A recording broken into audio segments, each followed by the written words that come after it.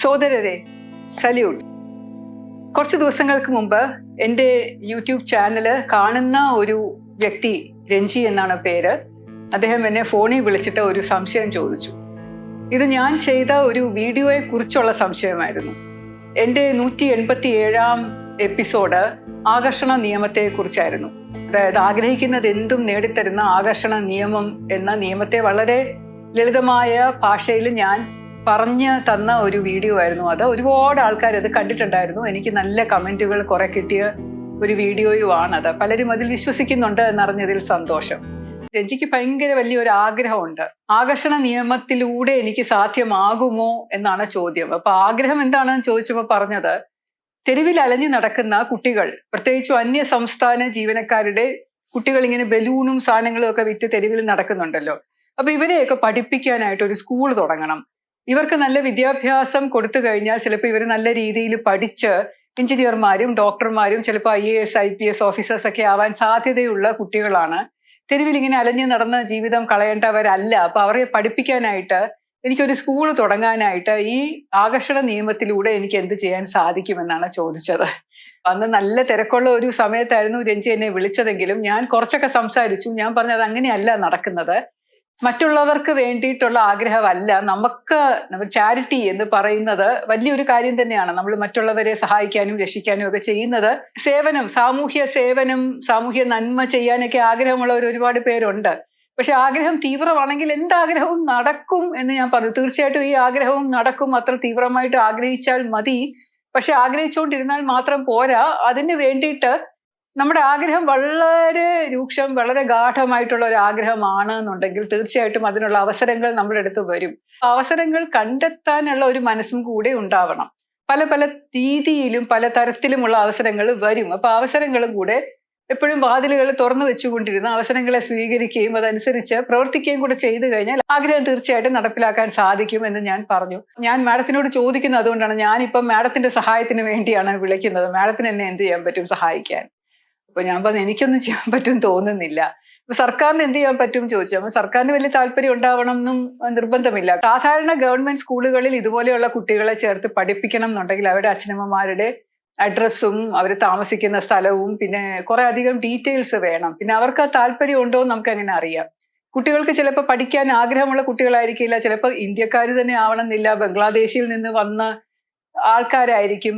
വേറെ സ്ഥലങ്ങളിൽ നിന്ന്, ബർമയിൽ നിന്നോ മ്യാൻമാറിൽ നിന്നോ ഒക്കെ വന്ന കുട്ടികളായിരിക്കാം. അപ്പൊ അവർക്ക് പഠിക്കാൻ താല്പര്യമുണ്ടോ, ഇങ്ങനെ ജീവിക്കാനാണോ താല്പര്യം? നമ്മളൊരു കുതിരയെ വെള്ളം കുടിപ്പിക്കാനായിട്ട് അരുവിയുടെ അടുത്ത് വരെ കൊണ്ടുപോകാനേ പറ്റുള്ളൂ. പക്ഷെ വെള്ളം കുടിപ്പിക്കാൻ പറ്റില്ലല്ലോ, അത് കുതിര തന്നെ കുടിക്കണ്ടേ. സ്കൂളിൽ ഇരുന്ന് പഠിക്കാൻ ആഗ്രഹമുള്ള കുട്ടികളാണോ എന്ന് ഉറപ്പ് വരുത്തണ്ടേ എന്നൊക്കെ ചോദിച്ചപ്പോ അദ്ദേഹം പറഞ്ഞത്, അത് നോർത്ത് ഇന്ത്യയിൽ എങ്ങാണ്ട് ഇതുപോലെ ഒരു വ്യക്തി കുറച്ചു നാൾ മുമ്പ് ഇതുപോലെ അലഞ്ഞു നടക്കുന്ന കുട്ടികൾക്ക് ഒരു വിദ്യാഭ്യാസ സ്ഥാപനം തുടങ്ങി. അത് നല്ല നിലയിൽ പ്രവർത്തിക്കുകയും ഒരുപാട് കുട്ടികൾ അതിൽ നിന്ന് പഠിച്ച് വലിയ വലിയ നിലയിൽ എത്തുകയും ചെയ്തു. അപ്പൊ അതുപോലെ ചെയ്യാനാണ് എനിക്ക് താല്പര്യം എന്ന് പറഞ്ഞു. ഞാൻ പറഞ്ഞു, ശരിയാണ്, അതേ മാതൃകയിൽ അങ്ങനെ ചെയ്താൽ മതി, അപ്പം ശരിയാവും. അപ്പം ഒരുപാട് പണം വേണം അതിന് എന്ന് പറഞ്ഞു. പണം തീർച്ചയായിട്ടും വരും. ഇതിനു വേണ്ടി നമ്മൾ പ്രവർത്തിച്ചാൽ, ഇതാണ് നമ്മുടെ ആഗ്രഹം എന്നുണ്ടെങ്കിൽ പണം വരും. പക്ഷെ എനിക്ക് അതിന് ഒരുപാട് സംസാരിച്ച് നിൽക്കാനായിട്ട് പറ്റിയില്ല. അപ്പൊ ഞാൻ പറഞ്ഞു, ഞാൻ ഇതിനെക്കുറിച്ചൊരു വീഡിയോ പിന്നീട് ചെയ്യാം, അത് കണ്ടാൽ മതി എന്ന് പറഞ്ഞു. ഇതിനകത്ത് ഞാൻ കുറച്ച് സയൻസും കൂടെ പറയുന്നുണ്ട്. കാരണം നിങ്ങൾക്ക് കൃത്യമായിട്ട് മനസ്സിലാവണം എന്നുണ്ടെങ്കിൽ ശാസ്ത്രീയമായിട്ടുള്ളൊരു അടിത്തറ ഇതിൽ വേണം. അതുകൊണ്ടാണ് ഗുരുത്വാകർഷണം എന്ന് പറഞ്ഞാൽ ലോ ഓഫ് ഗ്രാവിറ്റി. അതായത് എന്ത് സാധനങ്ങൾ താഴോട്ടിട്ടാലും താഴേക്കേ വീഴുകയുള്ളൂ, അത് മുകളിലോട്ട് വീഴില്ല. അല്ലെങ്കിൽ അത് വായുവിനേക്കാളും കനം കുറഞ്ഞ സാധനമാണെങ്കിൽ കാറ്റത്ത് പറന്നു നടക്കും.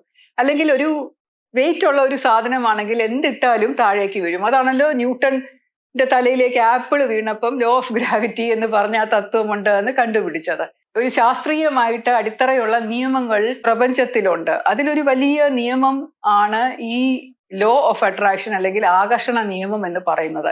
നമ്മുടെ ചിന്തകൾ അനുസരിച്ചിട്ടുള്ള, വൈബ്രേഷൻ അനുസരിച്ചിട്ടുള്ള കാര്യങ്ങൾ, വൈബ്രേഷൻ എന്ന് പറഞ്ഞാൽ ആ ഒരു തുടിപ്പ്, അതനുസരിച്ചിട്ടുള്ള കാര്യങ്ങൾ നമ്മളിലേക്ക് തന്നെ പ്രവഹിക്കും എന്ന് പറയുന്നതിന്റെ അടിസ്ഥാനം ഒരു ശാസ്ത്രീയമായിട്ട് പറഞ്ഞു കഴിഞ്ഞാൽ ഫിസിക്സ് അറിയാമല്ലോ അല്ലെ. ഫിസിക്സ് എന്ന് പറഞ്ഞാൽ ഫിസിക്കൽ ആയിട്ടുള്ള കാര്യങ്ങളെ കുറിച്ച് നമ്മൾ പഠിക്കുന്നത്. അതായത് മാറ്റർ, എനർജി എന്നൊക്കെ പറഞ്ഞ ഫിസിക്കൽ ആയിട്ടുള്ള മൂവ്മെന്റ്. ഒരു കാർ നിൽക്കുന്നു, ഒരു കാർ അനങ്ങുന്നു, അല്ലെങ്കിൽ ഒരു വ്യക്തി നിൽക്കുന്നു, ആ വ്യക്തി നിൽക്കുമ്പോഴുണ്ടാകുന്ന എനർജി, അനങ്ങുമ്പോഴുണ്ടാകുന്ന എനർജി, സാധനങ്ങൾ തമ്മിൽ അങ്ങോട്ടും ഇങ്ങോട്ടും ഇന്ററാക്ട് ചെയ്യുമ്പോൾ, മിക്സ് ചെയ്യുമ്പോൾ പറ്റുന്ന ഒരു വ്യതിയാനം, അതൊക്കെയാണ് ഫിസിക്കൽ ആയിട്ടുള്ള കാര്യങ്ങളെ പറ്റി പഠിക്കുന്നതാണ് ഫിസിക്സ് എന്ന് പറയുന്നത്. അപ്പൊ ഫിസിക്സിന് വേറൊരു ആഖ്യാനം കൂടെയുണ്ട്. കാരണം പലപ്പോഴും ആളുകൾക്ക്, ശാസ്ത്രജ്ഞന്മാർക്ക് മനസ്സിലാകാറില്ല എങ്ങനെയാണ് ഈ കാര്യങ്ങളൊക്കെ നിലവിൽ വന്നത്. പ്രത്യേകിച്ചും ഈ പ്രപഞ്ചം നിലവിൽ വന്നത് എങ്ങനെയാണ് ആദ്യമായിട്ട് ഒരു പൊട്ടിത്തെറി ഉണ്ടായി, ഭൂമി നിലവിൽ വന്നു, അല്ലെങ്കിൽ ഈ ഗാലക്സി വന്നു, പ്ലാനറ്ററി സിസ്റ്റം ഉണ്ടായി എന്നൊക്കെ ഉള്ളതിനെ പറ്റിയിട്ട് ഇങ്ങനെ പഠിച്ച് പോകുമ്പോഴാണ് പണ്ട് അരിസ്റ്റോട്ടിൽ പറഞ്ഞിട്ടുള്ള ഒരു വാക്ക് ശാസ്ത്രജ്ഞന്മാരെടുത്ത് ഉപയോഗിക്കുന്നത്. അരിസ്റ്റോട്ടിൽ പറഞ്ഞിട്ടുള്ള മെറ്റാഫിസിക്സ്, അതായത് ബിയോണ്ട് ഫിസിക്സ്. മെറ്റ എന്നത് ഒരു ലാറ്റിൻ വാക്കാണ്. അതിന്റെ അർത്ഥം ബിയോണ്ട് അല്ലെങ്കിൽ ആഫ്റ്റർ എന്നുള്ളതാണ് അർത്ഥം. കഴിഞ്ഞിട്ടുള്ള, ഫിസിക്സിനെക്കാളും ഉപരിയായി, അതുക്കും മേലെ എന്നുള്ള ഒരു അർത്ഥം വരുന്ന ഒരു വാക്കാണ് മെറ്റ. ഇപ്പോ സുക്കർബർഗ് തന്നെ നമ്മുടെ ഫേസ്ബുക്കിന് ഇട്ടിട്ടിരുന്ന പേര് മെറ്റ എന്നാണ്. കാരണം അതിപ്പോ വളരെ പോപ്പുലർ ആയിട്ടുള്ള ഒരു കാര്യമാണ് മെറ്റാഫിസിക്സ് എന്ന് പറയുന്നത്. അപ്പൊ മെറ്റാഫിസിക്സ് എന്ന വാക്കിന്റെ ഉറവിടം തന്നെ ഈ കാര്യങ്ങൾ അന്വേഷിക്കുക, അതായത് ഫിസിക്കൽ ആയിട്ടുള്ള കാര്യങ്ങളുടെ അപ്പുറത്തേക്ക് പോയി പല കാര്യങ്ങളും അന്വേഷിക്കുക എന്നുള്ളതാണ്. ടെസ്ല എന്ന് കേൾക്കുമ്പോൾ നിങ്ങൾക്ക് എന്താണ് മനസ്സിലാദ്യമായിട്ട് വരുന്നത്?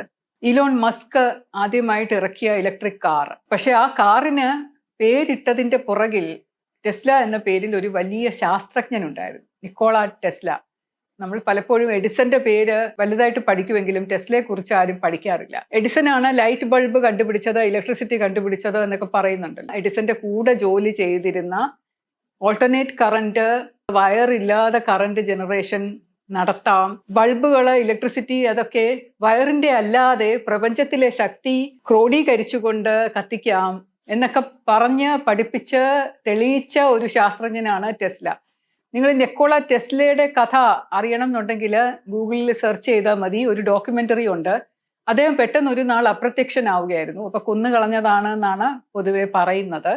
എന്തായാലും വളരെ മിടുക്കനായിട്ടുള്ള ഒരു ശാസ്ത്രജ്ഞനായിരുന്നു. അദ്ദേഹമാണ് ഈ മെറ്റാഫിസിക്സിന്റെ ആദ്യ പാഠങ്ങൾ ശാസ്ത്രലോകത്തിന് പരിചയപ്പെടുത്തിയത്. ഉള്ള എല്ലാ സാധനങ്ങളും, ഫിസിക്കൽ ആണെങ്കിലും നോൺ ഫിസിക്കൽ ആണെങ്കിലും എല്ലാം, നമ്മൾ കാണുന്ന വസ്തുക്കളും കാണാത്ത വസ്തുക്കളും എല്ലാം 3 ഘടകങ്ങളിൽ അധിഷ്ഠിതമായിട്ട് പ്രവർത്തിക്കുന്നു: എനർജി, ഫ്രീക്വൻസി ആൻഡ് വൈബ്രേഷൻ. ഒന്നാമത്തത് അതിന്റെ ഊർജം. ഊർജം എന്ന് പറയുന്നത് സൂര്യനിൽ നിന്ന് കിട്ടുന്ന ഊർജം, ഭൂമിയിൽ നിന്ന് കിട്ടുന്ന ഊർജം, പല വസ്തുക്കളിൽ നിന്നും കിട്ടുന്ന ഊർജം. നമ്മുടെയൊക്കെ ശരീരത്തിൽ ഊർജം ഉണ്ടല്ലോ, ആ ഊർജം. രണ്ടാമത്തത് ഫ്രീക്വൻസി എന്ന് പറയും. ഫ്രീക്വൻസി എന്ന് പറയുമ്പോൾ അത് സൗണ്ട് വേവ് ആണ്. നമ്മളൊരു ഫ്രീക്വൻസിയിലാണ് റേഡിയോ സെറ്റ് ചെയ്യുന്നത്. അപ്പൊ റേഡിയോയുടെ ഒരു 91.6 എന്നൊക്കെ പറഞ്ഞ് സെറ്റ് ചെയ്യുമ്പോൾ നമുക്ക് ആ ചാനലിലുള്ള പാട്ട് കേൾക്കാൻ പറ്റും. ടെലിവിഷനും ഫ്രീക്വൻസി സെറ്റിങ്ങിലാണ്. നമ്മൾ ചാനൽ മാറ്റുന്നതൊക്കെ ഫ്രീക്വൻസിയിലാണ്. അപ്പം ഇതെല്ലാം വായുവിലുണ്ട്. നമ്മൾ വായുവിൽ നിന്ന് പിടിച്ചെടുത്ത ഫ്രീക്വൻസിയിൽ സെറ്റ് ചെയ്ത് വെക്കുമ്പോൾ ആ ഫ്രീക്വൻസിയിൽ അത് കിട്ടുന്നതാണ്. അപ്പൊ രണ്ടാമത്തെ കാര്യം ഫ്രീക്വൻസി. എല്ലാ കാര്യങ്ങൾക്കും, ഫിസിക്കലായിട്ടുള്ള എല്ലാ കാര്യങ്ങൾക്കും ഫ്രീക്വൻസി ഉണ്ട്. നമ്മുടെ ശരീരത്തിലും ഉണ്ട്, എല്ലായിടത്തും ഉണ്ട്, ചിന്തകളിൽ ഫ്രീക്വൻസി ഉണ്ട്, എല്ലാം ഉണ്ട്. മൂന്നാമത്തത് വൈബ്രേഷൻ. വൈബ്രേഷൻ എന്ന് പറയുന്നത് വേവ് ആയിട്ട് ഇങ്ങനെ പോകുന്ന ഒരു രീതിയാണ്. അത് എല്ലാ കാര്യങ്ങളും ഫോട്ടോൺസ് എന്ന് പറയും. അത് ലൈറ്റിൽ തന്നെ ഉണ്ട കാര്യങ്ങളാണ് ഫോട്ടോൺസ്. ഫോട്ടോൺസ് പോലും സൂര്യന്റെ രശ്മി വരുമ്പോൾ അത് സഞ്ചരിക്കുന്ന പാത ഇങ്ങനെ വേവ് ആയിട്ട് പോകുന്ന ഒരു വൈബ്രേറ്ററി പാത്താണ്. കളറുകൾക്ക് വൈബ്രേഷൻ ഉണ്ട്. ഈ നിരന്തരമായിട്ടുള്ള വൈബ്രേഷൻ കൊണ്ട് ഈ ഭൂമിയിൽ മൊത്തം വൈബ്രേഷൻ കൊണ്ട് നിറഞ്ഞിരിക്കുകയാണ്. അപ്പൊ ഈ വൈബ്രേഷൻസ് ആയിട്ട് ചേരുന്ന കാര്യങ്ങൾ ഒരുമിച്ച് ചേരും. ഇപ്പൊ നമ്മൾ തന്നെ ഓർത്തിട്ടുണ്ടോ, നമുക്ക് ചില വ്യക്തികളോട് പെട്ടെന്നൊരു അടുപ്പം തോന്നുന്നത് എന്തുകൊണ്ടാണ്? കാരണം നമ്മുടെ വൈബ്രേഷനുമായിട്ട് ചേർന്ന് നിൽക്കുന്ന വൈബ്രേഷനുള്ള മറ്റു വ്യക്തികളുമായിട്ട് നമുക്ക് അടുപ്പം തോന്നും. അപ്പൊ നമ്മൾ ഈ വൈബ്രേഷൻ എന്ന് പറയുന്നത് വളരെ പ്രധാനപ്പെട്ട കാര്യമാണ്. എല്ലാവരും അത് അവരുടെ പെരുമാറ്റം കൊണ്ടും രൂപം കൊണ്ടും ഭാവം കൊണ്ടും സംസാരം കൊണ്ടും ഒക്കെ ഓരോ വൈബ്രേഷൻസ് പുറത്തേക്ക് വിടും. ആ വൈബ്രേഷൻസ് എങ്ങനെ അഫക്റ്റ് ചെയ്യുന്നു എന്നനുസരിച്ചാണ് മറ്റുള്ള കാര്യങ്ങൾ രൂപീകരിച്ച് വരുന്നത് എന്നാണ് പറയുന്നത്. അപ്പൊ ഈ മെറ്റാഫിസിക്സ് എന്ന് പറയുന്നത് ഇതുപോലെയുള്ള ചെറിയ ചെറിയ ചെറിയ കാര്യങ്ങളിലേക്ക് പോകുന്ന ഒരു കാര്യമാണ്. അതായത് ഈ മാറ്റർ അല്ലാതെ ഫിസിക്കലായിട്ട് നമ്മൾ കാണുന്ന മേശ, കസേര, നമ്മുടെ മുമ്പിലുള്ള ജീവജാലങ്ങൾ, പ്രകൃതിയുടെ മരം, പൂവ്, ചെടികൾ, ഇതൊക്കെ നമ്മൾ കാണുന്ന വസ്തുക്കളെല്ലാം ഫിസിക്കൽ എന്ന് പറയും. നമ്മുടെ ശരീരം തൊടാനും കഴിക്കാൻ, ടേസ്റ്റ് ചെയ്യാനും, നമ്മുടെ സെൻസ് കൊണ്ട് അറിയാനും പറ്റുന്ന കാര്യങ്ങൾ ഫിസിക്കലായിട്ടുള്ളതിൻ്റെ അപ്പുറത്തുള്ള ഫിസിക്കലിനെ ക്രിയേറ്റ് ചെയ്യുന്ന, അല്ലെങ്കിൽ ഫിസിക്കൽ എന്താണ് ഫിസിക്കലായിട്ട് മാറുന്നത്, അതാണ് ടെസ്ല പറഞ്ഞ ഈ 3 കാര്യങ്ങൾ: എനർജി, ഫ്രീക്വൻസി, വൈബ്രേഷൻ. അത് ഒരേ രീതിയിൽ ഓരോരോ ഡിഫറെന്റ് രീതിയിൽ സെറ്റ് ചെയ്ത് വരുമ്പോൾ ഓരോരോ മെറ്റീരിയൽ ആയിട്ട് മാറും, മാറ്റർ ആയിട്ട് മാറും. അപ്പോൾ അതിനെല്ലാം അതിന്റെ ഓരോ ഫ്രീക്വൻസി, ഓരോ വൈബ്രേഷൻ, ഓരോ ഊർജം, എനർജി, ഇതനുസരിച്ചാണ് ഓരോന്നും ഉണ്ടാക്കുന്നത്. എല്ലാത്തിനകത്തും ഇതുണ്ട്. അപ്പൊ ഈ കസേരയിലും മേശയിലും ക്യാമറയിലും ഫോണിലും നിങ്ങൾ ഈ കാണുന്ന എൻ്റെ രൂപത്തിലും അല്ലെങ്കിൽ സ്ക്രീനിലും എല്ലാത്തിലും ഈ എനർജി, ഫ്രീക്വൻസി, വൈബ്രേഷൻ ഉണ്ട് എന്നാണ് പറയുന്നത്. ഇതിനെ അധിഷ്ഠിതമായിട്ടാണ് ക്വാണ്ടം മെക്കാനിക്സ് അല്ലെങ്കിൽ ക്വാണ്ടം ഫിസിക്സ് എന്ന് പറയുന്ന വേറൊരു പുതിയ ഫിസിക്കൽ സയന്റിഫിക് ശൃംഖലയും കൂടെ വർക്ക് ചെയ്യുന്നത്. ക്വാണ്ടം എന്ന് പറഞ്ഞു കഴിഞ്ഞാൽ ഏറ്റവും ചെറുത്. ക്വാണ്ട എന്ന് പറയുന്നത് വേർ എന്നാണ് അർത്ഥം.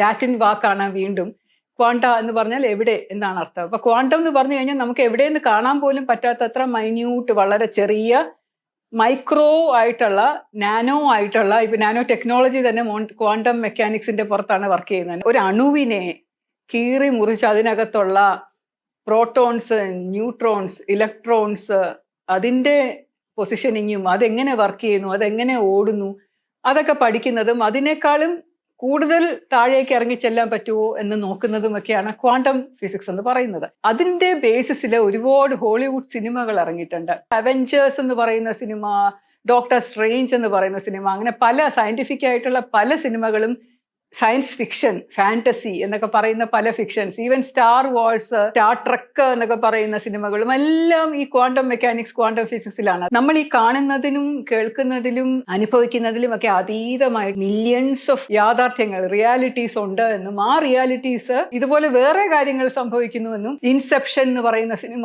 ഇന്റർസ്റ്റെല്ലാർ എന്ന് പറയുന്ന സിനിമ, പല സിനിമകളിൽ ഈ ക്വാണ്ടം ഫിസിക്സ്, ക്വാണ്ടം മെക്കാനിക്സ് ഒരു വിഷയമായിട്ട് വന്നിട്ടുണ്ട്. മെറ്റാഫിസിക്സും ക്വാണ്ടം ഫിസിക്സും ഒന്ന് കൂടുതൽ വിശദമായിട്ട് പഠിച്ചു കഴിഞ്ഞാൽ ലോ ഓഫ് അട്രാക്ഷൻ എന്ന് പറയുന്ന നമ്മുടെ തത്വത്തെ സാധൂകരിക്കുന്നതാണ്, ശരിയാണ് എന്ന് സമർത്ഥിക്കുന്നതാണ്.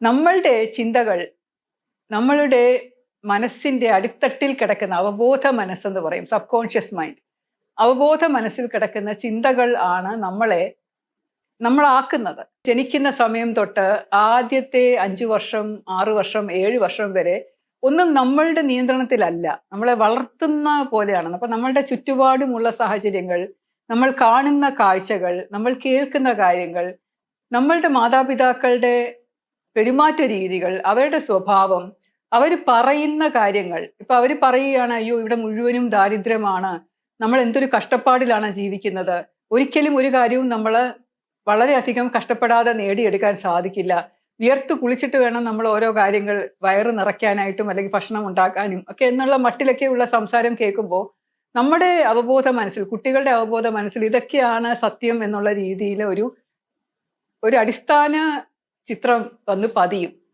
അത് 7 വയസ്സ് കഴിഞ്ഞ് സ്വതന്ത്രമായിട്ട് ചിന്തിക്കുമ്പോഴും അതിൻ്റെ അടിസ്ഥാനത്തിലാണ് ബാക്കി കാര്യങ്ങളും ചിന്തിക്കുന്നത്. എല്ലാത്തിനും ഒരു അതിരുണ്ട്, എല്ലാത്തിനും ഒരു ലിമിറ്റ് ഉണ്ട്. നമ്മൾ കഷ്ടപ്പെടാനായിട്ട് ജനിച്ചവരാണ്, നമുക്കിങ്ങനെ പറ്റൂ. നമ്മളുടെ ജോലി എന്ന് പറയുന്ന ജീവിതാവസാനം വരെ കരയുക, യാതന അനുഭവിക്കുക, വേദന അനുഭവിക്കുക, വിഷമിക്കുക, കഷ്ടപ്പെടുക, ബുദ്ധിമുട്ടുക, നമ്മളെല്ലാം ഇങ്ങനെ അതിനു വേണ്ടി ജീവിച്ചവരാണ്, ജോലി എടുത്ത് ജീവിച്ചവരാണ് എന്നൊക്കെയുള്ള ഒരു ചിന്ത വന്നു കഴിഞ്ഞാൽ അത് മാറ്റിയെടുക്കാൻ വലിയ പ്രയാസമാണ്. അപ്പൊ ആ ചിന്തയുടെ പുറത്താണ് നമ്മുടെ ജീവിത സാഹചര്യങ്ങളെ രൂപാന്തരപ്പെട്ട് വരിക. അപ്പൊ അങ്ങനെ ചിന്തിച്ചുകൊണ്ടിരുന്നാൽ കഷ്ടപ്പാടാണ്, വിഷമമാണ് എന്നിങ്ങനെ ചിന്തിച്ചുകൊണ്ടിരുന്നാൽ ആ വൈബ്രേഷനും ആ ഒരു ഫ്രീക്വൻസിയും ആ ഊർജവുമാണ് നമ്മുടെ ഉള്ളിൽ നിന്ന് പോകുന്നത്. അപ്പൊ നമ്മുടെ ചുറ്റുപാടും നടക്കുന്നതും അല്ലെങ്കിൽ നമ്മുടെ ജീവിതത്തിൽ നടക്കുന്നതും അതുപോലെ മാച്ച് ചെയ്യുന്ന കാര്യങ്ങളായിരിക്കും. അതിനെ മറികടന്നുകൊണ്ട് നമ്മൾ വേറൊരു വിധത്തിൽ ചിന്തിച്ചു തുടങ്ങിയാൽ അതിന് കുറെ സമയം എടുക്കും. കാരണം നമ്മുടെ ഉള്ളിൽ ഇങ്ങനെ കിടക്കുന്ന, അവബോധ മനസ്സിൽ കിടക്കുന്ന നമ്മുടെ കണ്ടീഷനിങ് എന്ന് പറയും, നമ്മുടെ പാരഡൈം എന്നാണ് അതിനെ പറയുന്നത്. പാരഡൈം എന്ന് പറഞ്ഞു കഴിഞ്ഞാൽ ഫോം ചെയ്ത് കഴിഞ്ഞു, അത് മാറ്റാൻ പറ്റാത്ത രീതിയിൽ നമ്മുടെ മനസ്സിന്റെ അടിത്തറയിൽ അതങ്ങ് ഉറച്ചു കഴിഞ്ഞു. മാറ്റുന്ന വലിയ പ്രയാസം. കാരണം ബാക്കി വെളിയിൽ നിന്ന് വരുന്ന പല ചിന്തകൾ, ഇപ്പൊ ഞാൻ ഈ പറയുന്ന കാര്യങ്ങൾ പോലും നിങ്ങൾ കേൾക്കുമ്പോൾ നിങ്ങളുടെ മനസ്സിന്റെ അടിത്തറയിൽ ഇതാണ്, സബ് കോൺഷ്യസ് മൈൻഡിൽ ഇതാണ് സ്ഥിതി എന്നുണ്ടെങ്കിൽ എങ്ങനെ ശ്രമിച്ചാലും നിങ്ങൾക്കത് മാറ്റാൻ പറ്റില്ല. അപ്പൊ അതുകൊണ്ട് പുതുതായിട്ട് കിട്ടുന്ന ഏത് വിവരവും നമ്മൾ പുതിയതായിട്ട്, ഇപ്പൊ ഞാൻ മെറ്റാഫിസിക്സിനെ കുറിച്ചോ ക്വാണ്ടം ഫിസിക്സിനെ കുറിച്ചോ ആകർഷണ നിയമത്തിനെ കുറിച്ചോ പറഞ്ഞാലും നിങ്ങൾ അത് പ്രാക്ടിക്കൽ ആക്കാൻ ശ്രമിക്കും തോറും അത് നടക്കാത്തത് ചിലപ്പോൾ നടക്കും, ചിലപ്പോൾ നടക്കില്ല. പക്ഷെ നടക്കാത്തത് എന്തുകൊണ്ടാണെന്ന് വെച്ചാൽ നമ്മുടെ അടിസ്ഥാനപരമായിട്ടുള്ള ചിന്തകളും വികാരങ്ങളും കുട്ടിക്കാലം മുതൽ ആർജിച്ചത് ഇങ്ങനെ മനസ്സിന്റെ അടിത്തട്ടത്തിൽ ഉറച്ചു കിടക്കുന്നത് കൊണ്ടാണ്. അപ്പൊ അത് മാറ്റാൻ വേണ്ടിയിട്ട് വലിയ പ്രയാസം പലരും നേരിടുന്നുണ്ട്. പക്ഷെ അത്ര പ്രയാസപ്പെടേണ്ട കാര്യമില്ല. വളരെ സിമ്പിൾ ഈസി ആയിട്ട് ചെയ്യാൻ പറ്റുന്ന കാര്യം, നമ്മൾ എപ്പോഴും വൈബ്രേഷൻസ് മാറ്റിക്കൊണ്ടിരുന്നാൽ മതി. മനസ്സിൽ നിന്ന് ഇപ്പോൾ ഏതെങ്കിലും അവസരത്തിൽ നമ്മൾ ചിന്തിക്കുമ്പോഴോ നമ്മളുടെ വെറുതെ ഇരിക്കുന്ന അവസരത്തിലോ അല്ലെങ്കിൽ നമ്മൾ ആരോടെങ്കിലും സംസാരിക്കുമ്പോഴോ ഒക്കെ അറിയാതെ ഇതുപോലെയുള്ള വാക്കുകൾ വരുമ്പോൾ അല്ലെങ്കിൽ ചിന്തകൾ വരുമ്പോൾ ഒന്നിനും ഒരു നന്മയില്ല, എല്ലാം മോശം, നമ്മുടെ കേരളത്തിന്റെ സ്ഥിതി അതീവ മോശം, നമ്മുടെ കാലാവസ്ഥ വളരെ മോശം, ഭയങ്കര ചൂട്, കഷ്ടപ്പാട്, ബുദ്ധിമുട്ട്, കാശിന് വലിയ പഞ്ഞം, റേഷൻ കിട്ടാനില്ല, സർക്കാർ എന്താ ഇങ്ങനെ, ഈ ആളെന്താ ഇങ്ങനെ, എല്ലാവരും ഇങ്ങനെ മോശമായി പോയാൽ എന്ത് ചെയ്യും, അങ്ങനെയുള്ള ചിന്തകളും വാക്കുകളും വരുമ്പോൾ നമ്മൾ മനഃപൂർവ്വം തിരുത്തണം. നമ്മൾ പറയണം, അയ്യോ ഞാൻ ഈ പറയുന്നത് ശരിയല്ലല്ലോ, ഇങ്ങനല്ലല്ലോ സംസാരിക്കേണ്ടത്, ഇതൊക്കെ ഞാൻ പറയുന്നത് കൊണ്ട് ഇതുപോലെ സംഭവിച്ചുകൊണ്ടല്ലേ ഇരിക്കുന്നത്, അപ്പൊ ഇത് മാറ്റണ്ടേ എന്നുള്ള ചിന്ത വന്നു കഴിഞ്ഞാൽ നമ്മളത് ശരിയായിട്ട് പറയും. അപ്പം ആരെങ്കിലും നമ്മളോട് ചോദിക്കുന്നു എങ്ങനെയുണ്ട്, സുഖമാണോ എന്ന് ചോദിച്ചാൽ പരമസുഖം, നന്നായിരിക്കുന്നു എന്ന് പറയാൻ ശ്രമിക്കൂ. അല്ലാതെ അങ്ങനെ പോണു എന്ന് പറഞ്ഞു കഴിഞ്ഞാൽ അങ്ങനെ പോവുകയേ ഉള്ളൂ. വളരെ ഊർജത്തോടു കൂടി വളരെ സന്തോഷത്തോടു കൂടി സൂപ്പർ, നല്ല വിശേഷം, വളരെ നന്നായിരിക്കുന്നു എന്ന് പറഞ്ഞു നോക്കൂ. അപ്പൊ വളരെ നന്നായിട്ട് വരും. അപ്പൊ നിങ്ങൾ ചെയ്യേണ്ടത്, നിങ്ങൾ ആഗ്രഹം എന്ന് പറയുന്നത് സ്വന്തമായിട്ടുള്ള ആഗ്രഹമേ നടക്കൂ എന്ന് ആദ്യം മനസ്സിലാവൂ. മറ്റുള്ളവർക്ക് വേണ്ടി, ചാരിറ്റിക്ക് വേണ്ടി എന്തെങ്കിലും ചെയ്യണം എന്ന് നിങ്ങൾക്ക് ആഗ്രഹം ഉണ്ടെങ്കിൽ ആദ്യം നിങ്ങൾ അത് ചെയ്യാൻ പ്രാപ്തതയുള്ള ഒരു സ്ഥലത്തേക്ക് എത്തണം. നിങ്ങൾ ആദ്യം ഉയർന്നു വരണം. കാരണം ഇതുപോലെ രഞ്ജി പറഞ്ഞതുപോലെ ഒരു പാവപ്പെട്ടവർക്ക് വേണ്ടി, അഗതികൾക്ക് വേണ്ടി, അല്ലെങ്കിൽ അന്യസംസ്ഥാന തൊഴിലാളികളുടെ മക്കൾക്ക് വേണ്ടി ഒരു സ്കൂൾ തുടങ്ങണമെങ്കിൽ അതിന് സ്ഥലം വേണം, അല്ലെങ്കിൽ വാടകയ്ക്ക് ഒരു കെട്ടിടം എടുക്കാനുള്ള കാശ് വേണം, അതിനുള്ള പഠിപ്പിക്കാൻ ടീച്ചർമാർ വേണം, അതിന് ശമ്പളം കൊടുക്കണം, ഒരു പാഠ്യ പദ്ധതി വേണം, കുറച്ചധികം ആൾക്കാർ സഹായിക്കാൻ വേണം. അപ്പൊ അങ്ങനെയുള്ള ഒരു പൊസിഷനിൽ ആദ്യം എത്തണം. എങ്കിൽ മാത്രമേ ഈ സ്കൂള് യാഥാർത്ഥ്യമാവുകയുള്ളൂ. അതിനുള്ള ആളുകളും അതിനുള്ള പണവും ആദ്യം സ്വരൂപിച്ച് വെച്ചാൽ മാത്രമേ മറ്റുള്ളവർക്ക് വേണ്ടി എന്തെങ്കിലും ചെയ്യാൻ പറ്റൂ.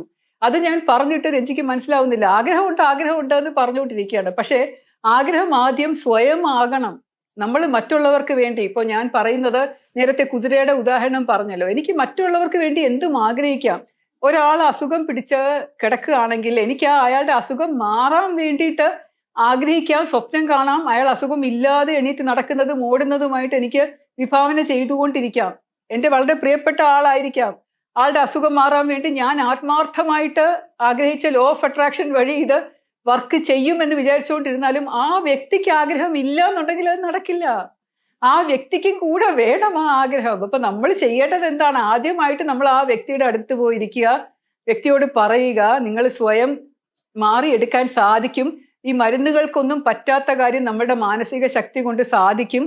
എപ്പോഴും ഹെൽത്തി ആണ്, നമ്മൾ ആരോഗ്യവതിയാണ് എന്നുള്ള ചിന്ത കൊണ്ട് മനസ്സ് നിറയ്ക്കൂ എന്ന് പറഞ്ഞ് അവരെ കൊണ്ട് ആദ്യം ആഗ്രഹിപ്പിക്കണം. എന്നാൽ മാത്രമേ ആ ആഗ്രഹം നടപ്പിലാവൂ.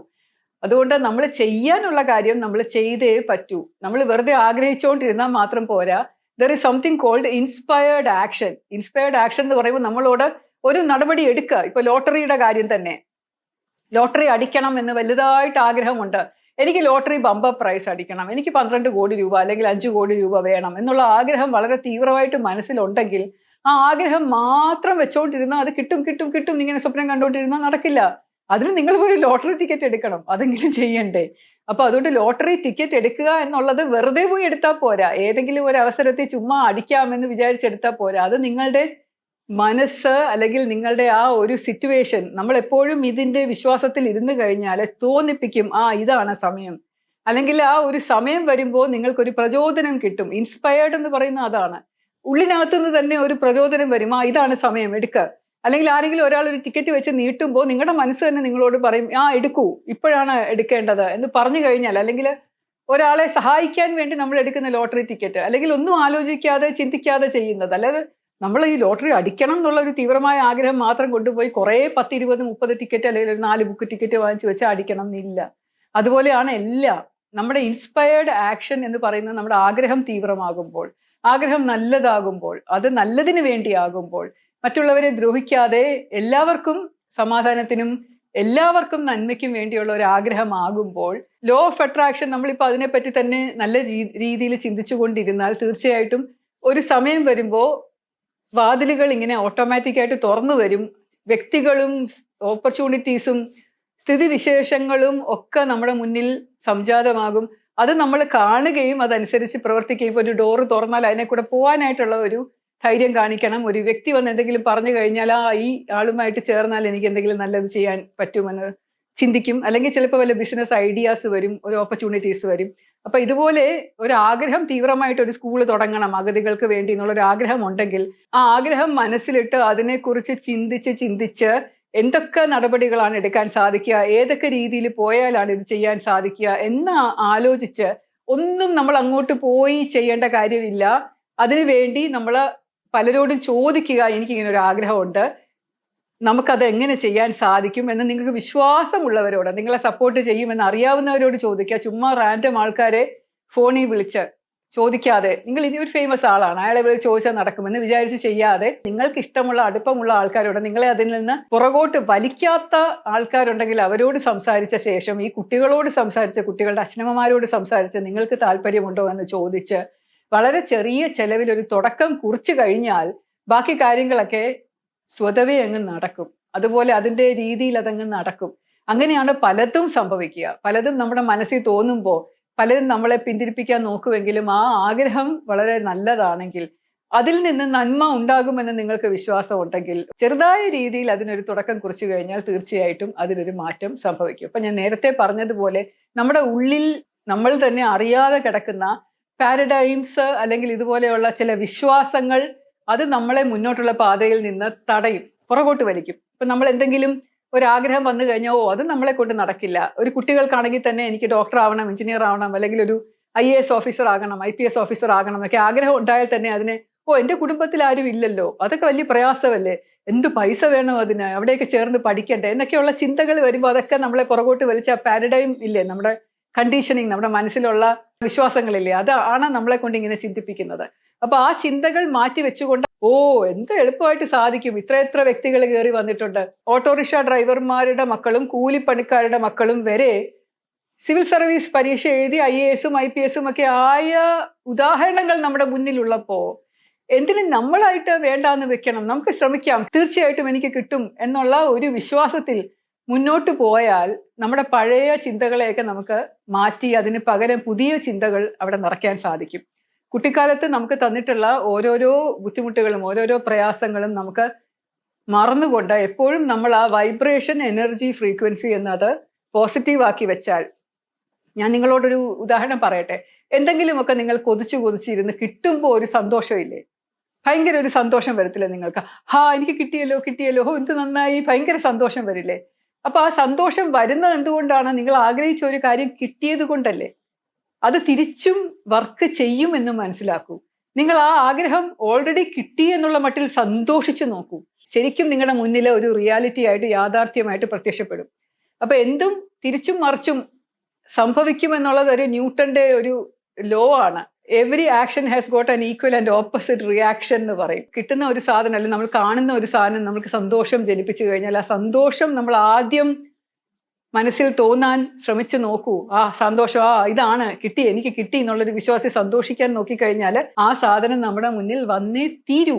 ആ സംഭവം നമ്മൾക്ക് കിട്ടിയേ തീരൂ. ആ ഒരു നന്ദി, ആ ഒരു സന്തോഷം, എപ്പോഴും ഒരു പ്രതീക്ഷ കൈവിടാതെയുള്ള, വരാൻ പോകുന്ന കാര്യത്തെ ഓർത്തും ഉള്ള ചെറിയ ചെറിയ കാര്യങ്ങളെ ഓർത്തും എപ്പോഴും നന്ദി, അതൊക്കെ തോന്നിക്കൊണ്ടിരുന്നു കഴിഞ്ഞാൽ തീർച്ചയായിട്ടും നമ്മുടെ ജീവിതത്തിൽ അത്ഭുതങ്ങൾ സംഭവിക്കുന്നതായിട്ട് കാണാം. എവിടെയെങ്കിലും നിങ്ങളൊരു ഇന്റർവ്യൂവിന് പോകുന്നതിന് മുമ്പ്, ജോലിയുടെ ഇന്റർവ്യൂ അല്ലെങ്കിൽ പരീക്ഷ, അതിനൊക്കെ പോകുന്നതിന് മുമ്പ് തന്നെ നിങ്ങൾ അത് നന്നായിട്ട് ചെയ്തു, നിങ്ങൾ നന്നായിട്ട് എഴുതി, എന്നിട്ട് ആ എഴുതിയതിന്റെ ചാരിതാർത്ഥ്യവും സന്തോഷവും ഒരു ആശ്വാസമില്ലേ? ഞാനിത് നന്നായിട്ട് എഴുതിയല്ലോ, എനിക്ക് കിട്ടിയല്ലോ, ഞാൻ ക്ലിയർ ചെയ്തല്ലോ, ഇത് തീർച്ചയായിട്ടും ഞാൻ പാസ്സാവുമല്ലോ, നല്ല മാർക്ക് കിട്ടുമല്ലോ എന്നൊക്കെയുള്ള ആ ചിന്തയെ ഉറപ്പിച്ച് ഫീൽ ചെയ്ത്, അത് ഇമോഷൻസ് മുഴുവൻ നിങ്ങൾ അത് ഉൾക്കൊണ്ടുകൊണ്ട് അതിനെക്കുറിച്ച് സന്തോഷിച്ചുകൊണ്ട് പോയി പരീക്ഷ എഴുതി കഴിഞ്ഞാൽ തീർച്ചയായിട്ടും നിങ്ങളുടെ പരീക്ഷ വളരെ അനായാസമായിട്ടും എളുപ്പമായിട്ടും നിങ്ങൾക്ക് തോന്നും. അപ്പൊ നിങ്ങൾ ഇതൊന്ന് പരീക്ഷിച്ച് നോക്കും നിങ്ങളുടെ ജീവിതത്തിൽ. ഇപ്പൊ രഞ്ജി അതുപോലെയുള്ള സുഹൃത്തുക്കളോടും എനിക്ക് പറയാനുള്ളത് ഇതാണ്. ഇത് പെട്ടെന്ന് ഓവർനൈറ്റ് അല്ലെങ്കിൽ നിങ്ങൾ ഒന്ന് ഉറങ്ങി എണീക്കുമ്പോൾ സംഭവിക്കുന്ന കാര്യമില്ല. ഇത് മനസ്സിനെ നമ്മൾ ഒരുപാട് പരുവപ്പെടുത്തി എടുക്കണം. അപ്പൊ ഇതൊന്നും എനിക്ക് നേരത്തെ അറിയാതെ പോയതിൽ എനിക്ക് വലിയ വിഷമമുണ്ട്. അയ്യോ, എനിക്ക് കുട്ടിക്കാലത്തെ ഇതൊക്കെ അറിയാമായിരുന്നെങ്കിൽ എന്തെളുപ്പം എനിക്ക് എല്ലാ കാര്യങ്ങളും നേടിയെടുക്കാൻ പറ്റുമായിരുന്നു എന്നെനിക്ക് ചിന്തയുണ്ട്. ഞാൻ ബലിപഥം എന്നുള്ള പുസ്തകം അച്ചടിച്ച് ഇറക്കുമ്പോൾ തന്നെ അതിന് മുമ്പായിട്ട് തന്നെ എനിക്ക് വലിയ സംശയം ഉണ്ടായിരുന്നു. ഇത് പുസ്തകമായിട്ട് ഇറങ്ങുമോ, ഇത്രയും വലിയ ബുക്കാണ്, ഇത് സ്വീകരിക്കപ്പെടുമോ, ഇതെങ്ങനെയാണ് ആളുകൾ കാണുക എന്നൊക്കെയുള്ള സംശയം ഉണ്ടായിരുന്നു. അതൊക്കെ ഞാൻ മാറ്റി വെച്ചുകൊണ്ട് എഴുതാൻ തന്നെ എടുത്ത പ്രയാസം എനിക്ക് തന്നെ അറിയാം. പക്ഷെ ഞാൻ എഴുതി പുസ്തകമായിട്ട് എൻ്റെ കയ്യിൽ കാണുന്നതും പുസ്തക ഷെൽഫുകളിൽ ഇരിക്കുന്നതും ആളുകളത് വായിക്കുന്നതും ഒക്കെ ഞാൻ എപ്പോഴും ഇങ്ങനെ മനസ്സിലാലോചിച്ചുകൊണ്ട് വിഭാവന ചെയ്തുകൊണ്ട് വരുന്നത് പോലെ തന്നെ സംഭവിച്ചു.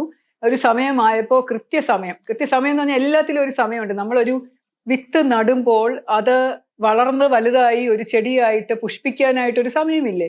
അത്രയും സമയം എല്ലാത്തിനും എടുക്കും. നമ്മുടെ ഒരു ആഗ്രഹം മനസ്സിൽ ഉണ്ടായി കഴിയുമ്പോൾ നമ്മൾ എന്നും വിത്ത് മാന്തി നോക്കേണ്ട ആവശ്യമില്ല. അത് ഒരു സമയമാകുമ്പോൾ അത് വരും, പുഷ്പിക്കും, ഫലങ്ങൾ ഉണ്ടാക്കും. അപ്പൊ അതുകൊണ്ട് നമ്മുടെ ആഗ്രഹം എന്ന് പറയുന്നത് അതുപോലെ മനസ്സിലാക്കിക്കൊണ്ട് നമ്മുടെ മനസ്സിൽ അതിനൊരു വിത്ത് പാകി വെള്ളമൊക്കെ ഒഴിച്ച് എന്നും അതിനെ പരിപോഷിപ്പിച്ചുകൊണ്ടിരുന്നാൽ തീർച്ചയായിട്ടും അതൊരു യാഥാർത്ഥ്യമായിട്ട് നമ്മുടെ മുന്നിൽ വരും.